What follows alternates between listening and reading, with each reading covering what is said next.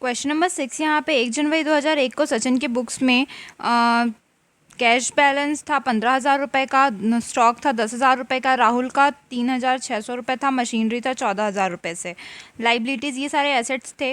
Liability में कमलेश का 2,000 रुपये था, प्रवीण का 2,500 रुपये था और कैपिटल का 38,500 था।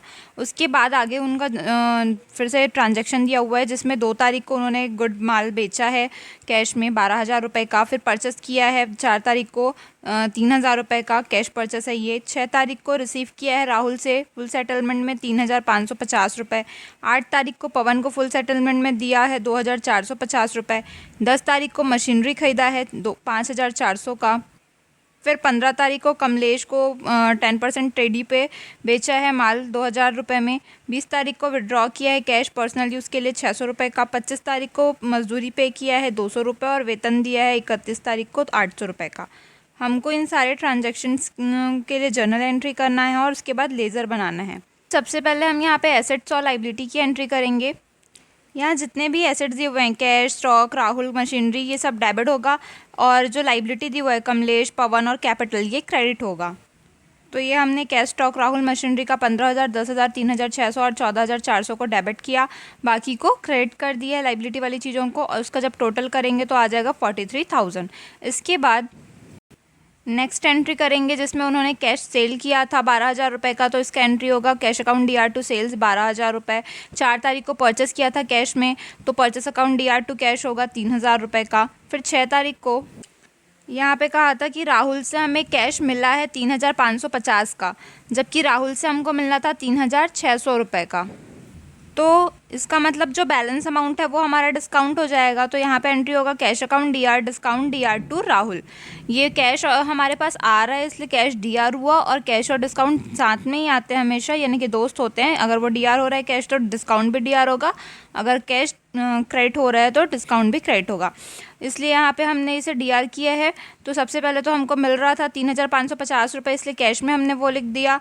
फिर राहुल को हमको मिलना था 3,600 रुपये, जो कि अभी मैंने दिखाया आपको। तो 3,600 में से 3,550 माइनस करेंगे तो जो बैलेंस अमाउंट आएगा 50 रुपये का, वही हम डिस्काउंट में लिखेंगे। इसके बाद यहाँ पे 8 तारीख को कहा गया है कि हमने पवन को पे किया है 2,450 रुपये, जबकि हमको पे करना था 2,500 रुपये। तो यहाँ पे पवन को पैसा मिल रहा है इसलिए पवन अकाउंट DR हो जाएगा और हमारे पास से पैसा जा रहा है इसलिए टू कैश, कैश जो है वो क्रेडिट हुआ, साथ में डिस्काउंट भी क्रेडिट होगा। देना था हमको 2,500 रुपये, लेकिन हमने दिया है 2,400 रुपये, तो 2,400 रुपये हम कैश में लिखेंगे और डिस्काउंट में 2,500 और 2,450 रुपये का जो डिफरेंस है 50 रुपये उसे लिखेंगे। इसके बाद 10 तारीख को मशीनरी ख़रीदा है 5,400 रुपये का, तो इसका जर्नल एंट्री होगा machinery account DR to cash 5,400 रुपये। फिर 15 तारीख को कमलेश को माल बेचा है 10% के TD पे, 2,000 रुपये का सामान था, तो इसका जर्नल एंट्री होगा Kamlesh account DR to sales, क्योंकि ये क्रेडिट सेल है। तो 2,000 रुपये का 10% निकालेंगे तो 200 रुपये आएगा, 2,000 में से 200 माइनस करेंगे तो आ जाएगा हमारा 1,800 रुपये, क्योंकि यहाँ पे हम लोग ट्रेड डिस्काउंट को शो नहीं करते, सब घटा करके यहाँ पे वैल्यू दिखाते हैं, इसलिए हमने ऐसा किया। फिर यहाँ पे 20 तारीख को हमने विड्रॉ किया है कैश पर्सनल यूज़ के लिए, यानी कि ये ड्राइंग्स है, तो इसका जर्नल एंट्री होगा drawings account DR to cash 600 रुपये। इसके बाद 25 तारीख को वेजेस पे किया गया था, तो wages account DR to cash हो जाएगा 200 रुपये और सैलरी पे किया गया था 31 तारीख को, तो इसका एंट्री होगा salary account DR to cash 800 रुपये। अब हम टोटल करेंगे तो यहाँ पे हमारा डेबिट साइड का टोटल पूरा शुरू से हम करेंगे तो आ जाएगा हमारा 29,900 रुपये। क्रेडिट साइड पे भी सेम पूरा शुरू से टोटल करने पे 29,900 रुपये हमारा टोटल आएगा।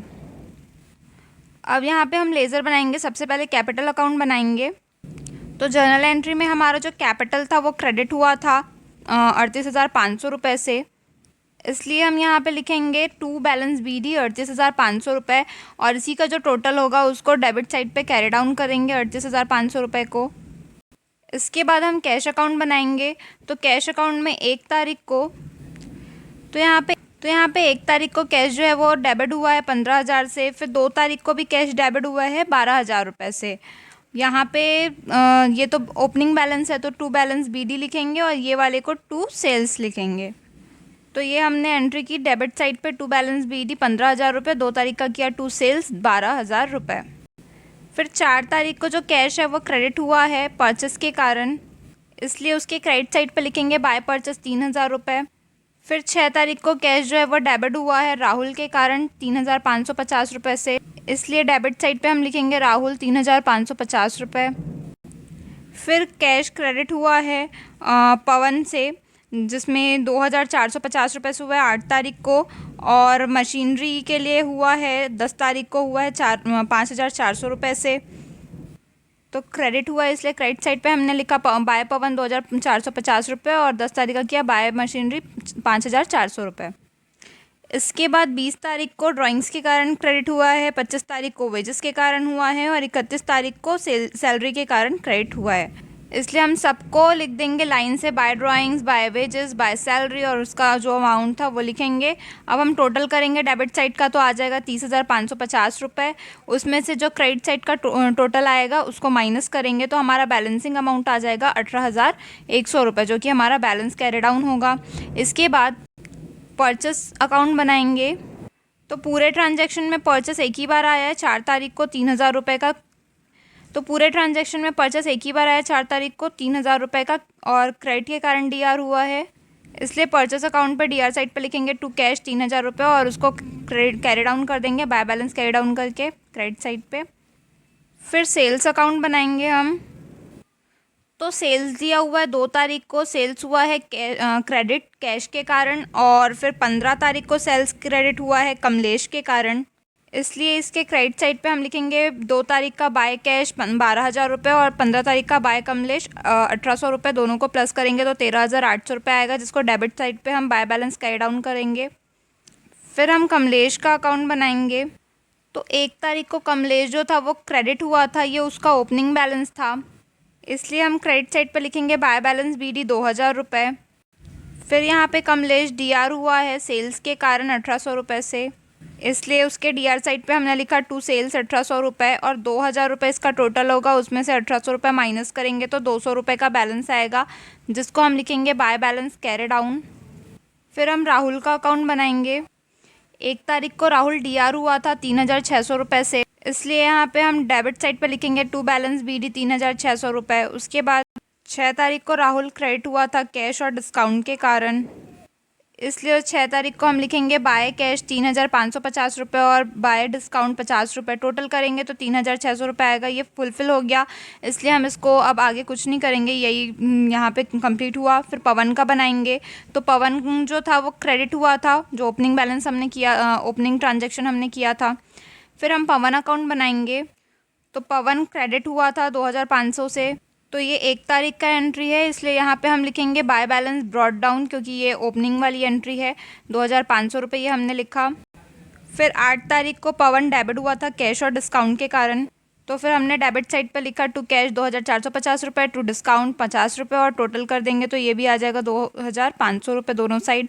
उसके बाद मशीनरी अकाउंट बनाएंगे। तो मशीनरी का जो ओपनिंग बैलेंस दिया हुआ था ओपनिंग एंट्री में, हमारा जो एसेट साइड वो दिया हुआ था 14,400 रुपये, और 10 तारीख को हमने मशीनरी ख़रीदा था, उसका हम लिखेंगे टू कैश 5,400 रुपये, टोटल करेंगे तो आ जाएगा 19,800 रुपये। उसी को हमने 31 तारीख को बाय बैलेंस कैरी डाउन किया है क्रेडिट साइड पे।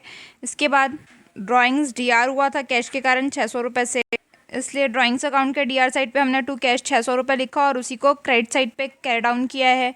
सेम वैसे ही वेजेस जो था वो डेबिट हुआ था, इसलिए डेबिट साइड पे टू कैश हमने 200 रुपये लिखा और उसी को क्रेडिट साइड पे कैरी डाउन किया।